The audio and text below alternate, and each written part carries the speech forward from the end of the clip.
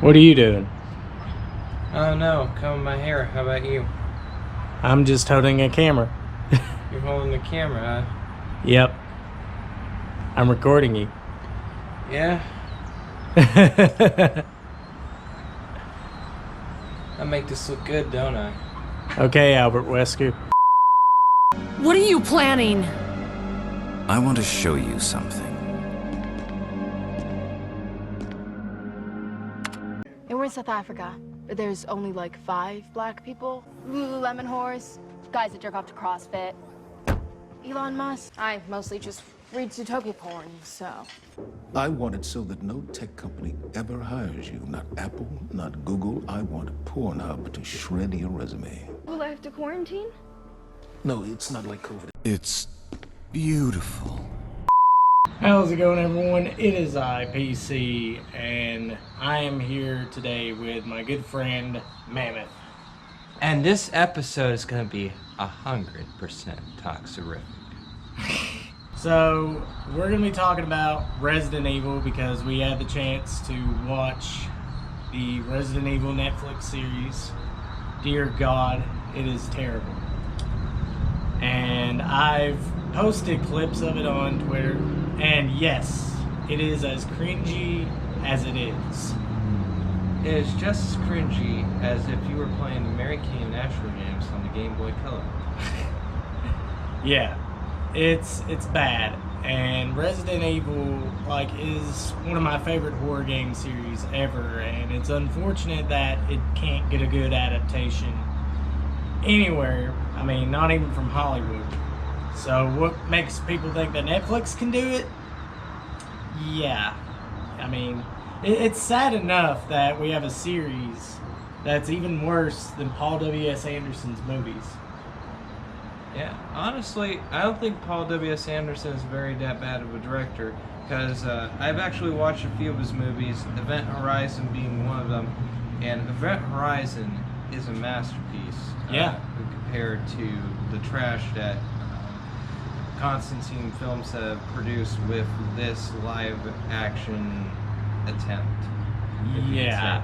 And when you have a live action series that's worse than anything that Paul W.S. Anderson has done, then you're definitely lowering the bar.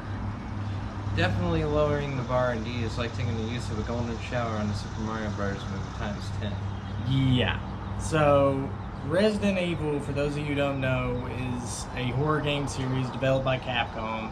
I mean, I don't really need to go any more depth about it because people should know Resident Evil and how popular it is. I mean, it's one of the most popular horror action franchises there is.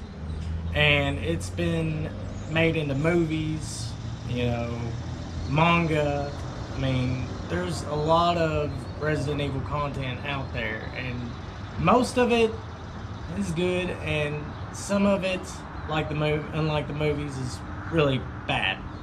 But I feel like, at least with the movies, they tried to actually make something that sort of resembles the games. Yeah, I mean, with the Paul W.S. Anderson movies, they at least had the creatures and the locations of the place. They didn't perfectly replicate the characters or the events as well as the games would have, but I mean, I see that as this. It's set in its own fictional universe. So honestly, I mean, it's more of a take on the Resident Evil series than what this Netflix series is trying to do, because this Netflix series is absolutely fucking atrocious.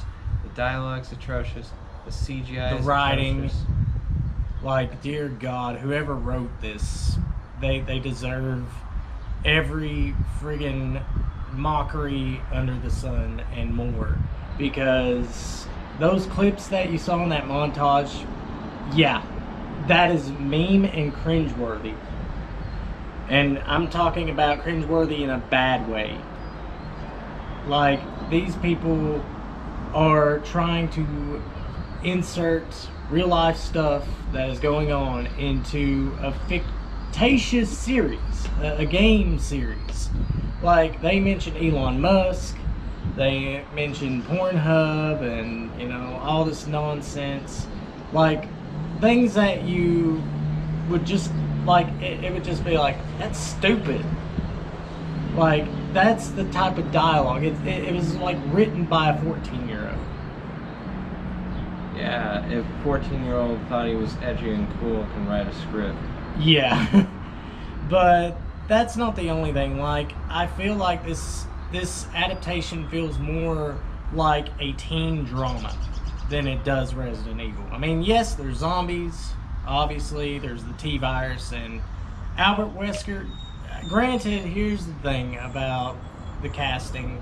I have no issue with Albert Wesker being played by a black guy, as long as he is representing the character, portraying the character the way that the character was in the games.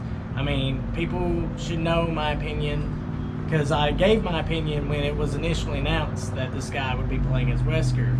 I have no issue with people of color, you know, playing characters that are not the same race as them. I have no issue with that whatsoever. My only concern is that they should play the character. They should be able to portray the character and make it as authentic as they can. And they didn't do that here.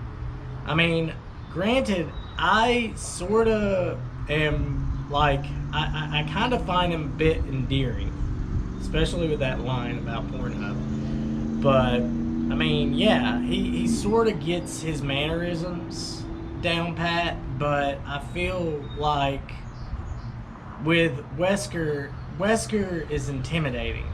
He is threatening and menacing. He's smart, yes, he's very smart, but he's just ruthless. He's downright ruthless. He doesn't care who he hurts to get his way. And for the most part, they do portray that with his character, but I feel like in this series, like there's just nothing to him at all as a character. Like, he just comes off as an asshole. I mean, and there's more to Wesker than just that. I mean, are they going to give him his powers, at least? It's like they tried to make a carbon copy of Blade, but make it as very uninteresting as they possibly could. Yeah, it kind of does remind me of Blade a little bit. Like, Yeah, no joke. Honestly, I mean, if Wesley Snipes was playing Wesker, I wouldn't mind that either if he got his mannerisms down correct. But this version of Wesker just absolutely sucks. Yeah, and then we get introduced to some other characters that aren't even in the games, like Jade Wesker and her sister Billy, I think. Billy, might be Billy, Bobby, I don't know. But they are basically the daughters of Albert Wesker. He created them to basically use them as basically test subjects for the T-virus, which I can't believe. Oh my god. I mean, we've already had the Wesker children from Resident Evil, but this feels like they tried to take that idea and make it half-assed as they possibly can and bring in female empowerment. Yeah, and that there's a lot of that in this. You know, and there's nothing wrong with a female doing her own thing. But if you're just going to make that the epicenter of what the character is going to be, you're actually just creating a stereotype in itself. Yeah, and there is plenty of strong female characters established in Resident Evil. I mean, you have Jill Valentine. You have Claire Redfield. Alice. Fucking Alice. Yeah. Honestly, I wouldn't mind if they even put Alice in the video games for once, at least. I think she should at least be somewhat of a supporting background character, because she definitely does deserve to be at least in the part. Ada. You even have Ada. Ada's not in this. Like, I don't understand why they couldn't have had any of these characters they in had there so much as the lead. I mean, I have a feeling they're gonna introduce us to the characters sometime, but I'm not gonna waste my time and watch it to find out. I mean, if you want me to get invested in it, you should have the characters there from the get-go. Like, what they could have done was introduce us to Jill Valentine. Like, if they wanted a powerful female character, they didn't have to create their own. They already had one with Jill Valentine. And hell, I wouldn't mind having Jill be played by a black woman. I really wouldn't. But they didn't do that. They decided to try their own thing, and oh my gosh. And a lot of the dialogue that this character says, like, you know, pretty much tells you the type of stuff that they want to insert into this that has no need at all, that has no relation to the games. Like, they mentioned Elon Musk. Like, is Elon Musk a character now in Resident Evil? Like, why name drop him like that? I guess because that they're trying to bring more success to Dogecoin. Dogecoin, probably. and you know, and now they're making Umbrella seem like, and that's another thing. They make Umbrella seem like it's a tech company, which it's not. It's a lab company that does test subjects. It's basically like a secret organization for the government. Like Big Pharma. Big pharmaceutical, like pharmaceuticals, like medical company. And what they do is they try to create, you know, like something to counteract diseases and stuff like that. And they created the T-virus.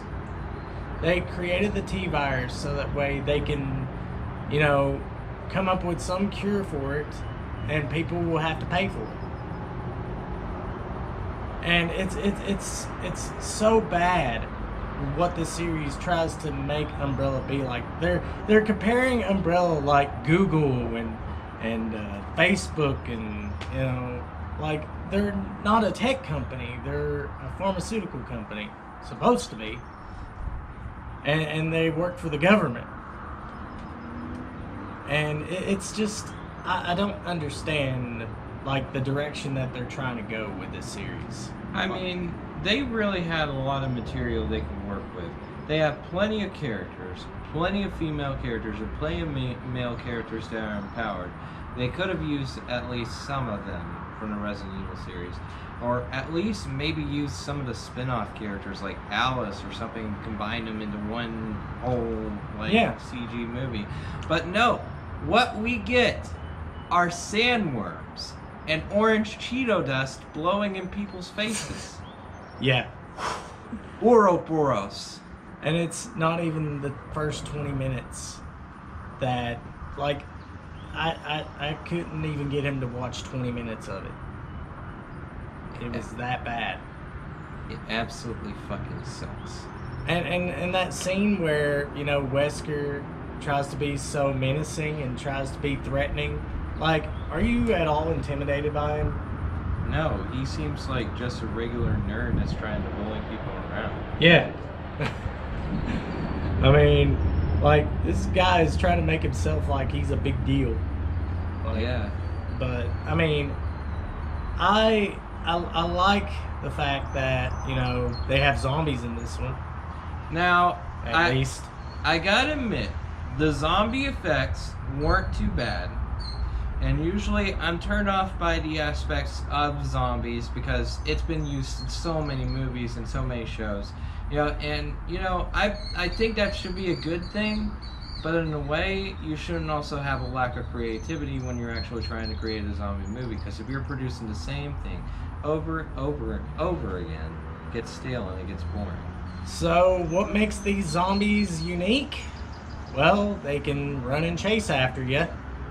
That's never been done before, right? Pretty much it has been. I know, I was making a sarcastic joke there. Oh, yeah, I know, but I was about to say, like, haven't we seen this before? Like, The Walking Dead. Walking Dead, The Crazies, The Day of the Dead, Dawn of the Dead, Night of the Living Dead. Yeah, it does nothing new in terms of what it's trying to do, and it's basically it's basically trying to be like eye candy for the fans, like saying, "Oh, look, there's zombies. It's Resident Evil," and that's it. That's the only thing that feels Resident Evil about this is the zombies, and not only that, the CGI is terrible. Oh God, it's the most atrocious thing I've ever seen. It's worse than the movies. It literally looks like that you're looking at a 90s movie that has a very poorly bad CGI scene that looks like it comes straight from a fucking and terrible composite shots. Oh yeah, those composite stuffs, they don't really compare to the mad shots you see on the 80s and 90s, definitely. Ooh. Oh my God. So basically the series is split up into like two different sections. Like you have the present day section where it's just Jade going around shooting up zombies and stuff like that and doing, you know, action women things. And then you have the teen drama, which I feel like that's what it feels like. It's Resident Evil with teen drama. Has any teen drama movie ever been good, other than to the audience that it's actually catering to? Not really, because most of them play out the same exact way, and it's been overdone. I mean, there's a bunch of teen dramas that you can go and watch and probably enjoy better than this, and it's not even good teen drama. Like, Jade is just an unlikable character. Like, she just comes off as a bitch. And, you know, and not an endearing bitch that you can actually like, but a bitch that you just want to punch in the face and never look back. Yeah, I'd say she's pretty damn toxic and pretty damn annoying as well. And racist. Especially the comments she makes about, you know, why is there only 5 black people here? Like, it's, oh my God. And it takes place in South Africa. Like, what? So, Raccoon City's in South Africa now? Apparently, and they think that this looks like South Africa. What is this, Citizen Kane? Yeah.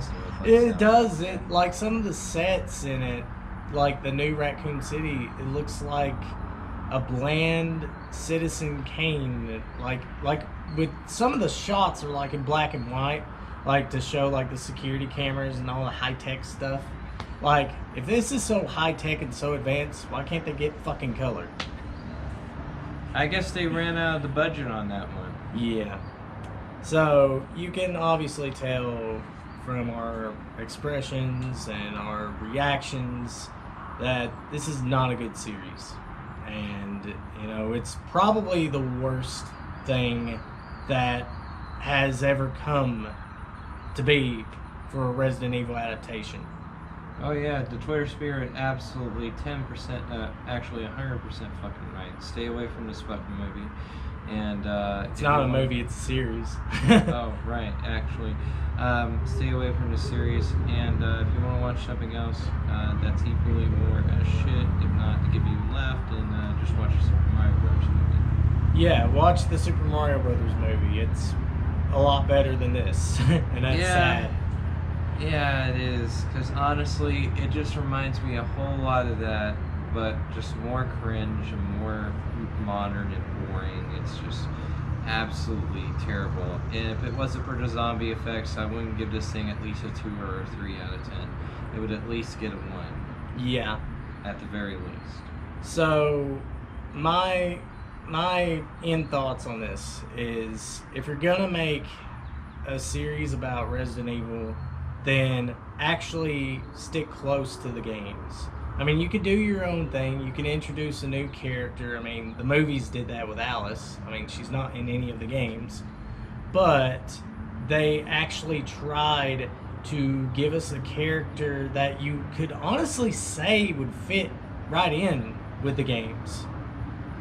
And I feel like there was potential here. I mean, some of the gun effects and stuff like that, like some of the action bits are actually entertaining to watch. Like, some of them are funny. like when that caterpillar picks her up. Yeah, literally, she looked like a fucking rag doll, and the fucking caterpillar's dragging her around. That was the hilarious fucking shit I've ever watched. Yeah. That was the worst fucking CGI I've ever seen, and Yeah. that's one of the worst fucking action scenes I've ever seen too. But there's some good action scenes in it. There is, but it's like you have to sit through the shit in order to get to the good stuff. Yeah, it's like you have to constantly make a drinking game on what's going to be the shittiest part of this show.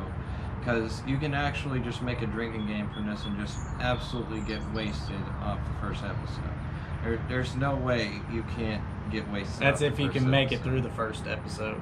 Yeah. Because I'm at the 4th episode and I just can't. I can't watch it anymore. It gets worse from down there. But nevertheless, let me know what you guys think if you've seen it. Let me know what you thought of the Resident Evil series on Netflix. It's bad. It's really bad. That's all you really need to know from me. That's what I think. But I think that it's important to have different opinions. If you like it, then that's fine. I mean, I don't have nothing against somebody liking it. But, like, there's so much better stuff out there than watching this. But nevertheless, thank you, Mammoth, for being part of this. I appreciate everything, and go ahead and plug yourself. No problem, Norboros. You ain't gonna plug yourself? You ain't gonna tell people to follow you anywhere? It's too bad he wasn't much of a poker player.